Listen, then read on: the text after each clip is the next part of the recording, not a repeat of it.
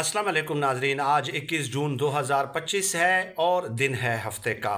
अली अमीन गंडापुर साहब अपनी सियासी ज़िंदगी के सबसे मुश्किल तरीन मरहले से गुज़र रहे हैं। अली अमीन गंडापुर साहब के लिए सूरत हाल जो है वो जिसे कहते हैं कि आगे खाई और पीछे कुआं है, कोई इस तरह का मुहावरा है, तो उसी सूरत हाल से अली अमीन गंडापुर साहब तकरीबन दो चार हैं। देखिए, इमरान खान साहब ने वाज़ेह हिदायत दी थी कि मेरी मंजूरी के बगैर बजट आपने मंजूर नहीं कराना। पेश तो कर लिया है ना, और उसमें भी इमरान खान साहब की मंजूरी शामिल थी पेश करने में, लेकिन अब मंजूर नहीं हो सकता जब तक इमरान खान साहब हिदायत नहीं देते कि फ़लाँ चीज़ें आप इसमें से निकाल दें और फ़लाँ चीज़ें आपने रहने देनी हैं। चुनाचे कल रात भी अली अमीन गंडापुर साहब ने एक ख़तरनाक बयान जारी किया और कहा कि जानबूझकर हुकूमत और इस्टेब्लिशमेंट हमें इमरान खान साहब से मुलाकात नहीं करने दे रही ताकि हम बजट मंजूर ना कर सकें, और ये केपी हुकूमत गिराने की एक साजिश है।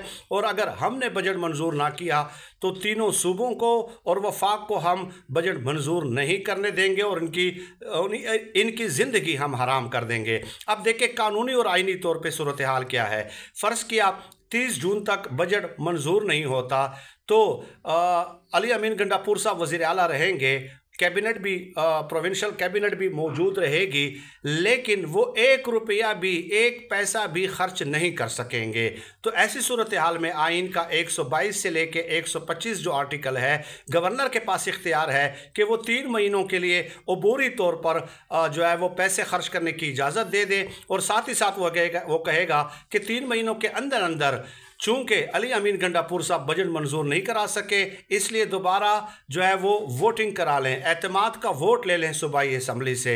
और अगर 3 महीनों के अंदर फ़र्ज़ किया वो वोट लेने में कामयाब नहीं होते या नाकाम हो जाते हैं, तो फिर ऐसी सूरत हाल में आइन के आर्टिकल 112 के तहत जो है वो जो गवर्नर है वो हुकूमत को तहलील कर सकता है, यानी कि वज़ीर आला को हटा सकता है। और साथ ही साथ आइन के आर्टिकल 232 के तहत, गालिबन 232 है, तो उसके तहत वफाक भी सूबे में इमरजेंसी लगा सकती है।